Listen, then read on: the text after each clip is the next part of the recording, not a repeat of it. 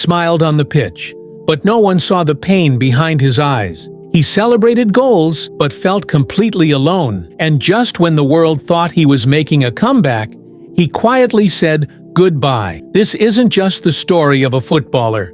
It's the heartbreaking truth of a man who gave everything until there was nothing left to give. Stay with me, because what you're about to hear may change how you see every silent smile. To the world, Jota was thriving.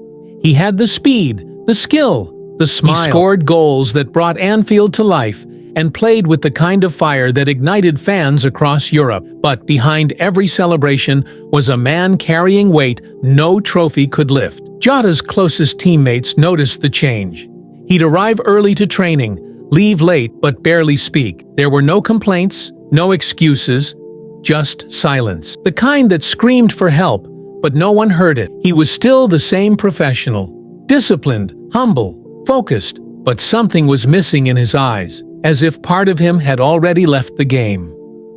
Back home in Portugal, Diogo was a devoted son, partner, and father. Even during international breaks, he would drive to his childhood neighborhood in Porto. Not for luxury, but for grounding. He would sit by the old futsal court where it all began.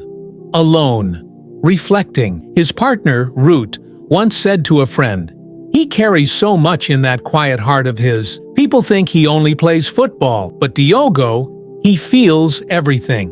Their home was warm, filled with love, and the laughter of their children. But Jota's smile was thinner now. He would hold his son a little tighter at night, as if time was running out. And he knew. Few knew of the pressure Jota placed on himself. He wasn't just competing with defenders. He was competing with perfection. Every missed chance felt like failure. Every injury felt like betrayal. He had been battling chronic pain. Physical, yes, but also mental. Insomnia haunted his nights. The mind that once outpaced defenders was now chasing peace it couldn't find. He tried to speak once, in a team meeting. Paused, eyes filled with something no words could express, then simply said, "I'm tired." Not the kind sleep fixes. No one followed up. The moment passed. The pain didn't. In what would become his final matches, Jota played like a man possessed. Against all odds, he scored, assisted, and gave everything for club and country. The world applauded. Commentators called it a comeback. But it wasn't a return. It was a farewell. One evening after a man-of-the-match performance, he sat alone in the tunnel. No phone, no teammates, just silence. When asked what was wrong, he whispered, "I gave everything, and I still feel empty." In the final week of his life, Jota went back to Porto.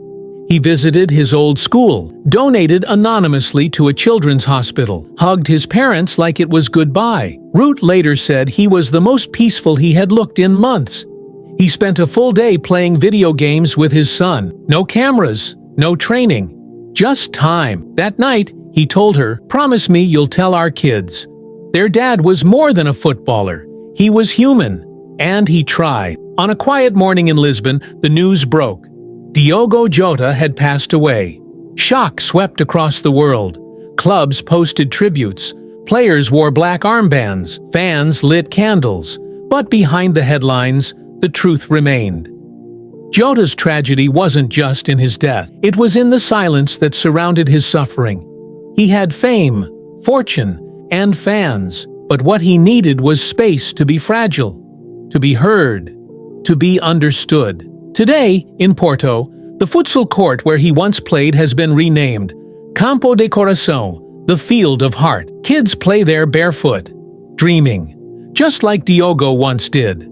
But now, they also learn something deeper, that being strong doesn't mean hiding your pain, that heroes can cry, and that true greatness isn't just how you play the game, but how you live, even when you're hurting. He wasn't just a footballer. He was a fighter, a father, a human. In loving memory of Diogo.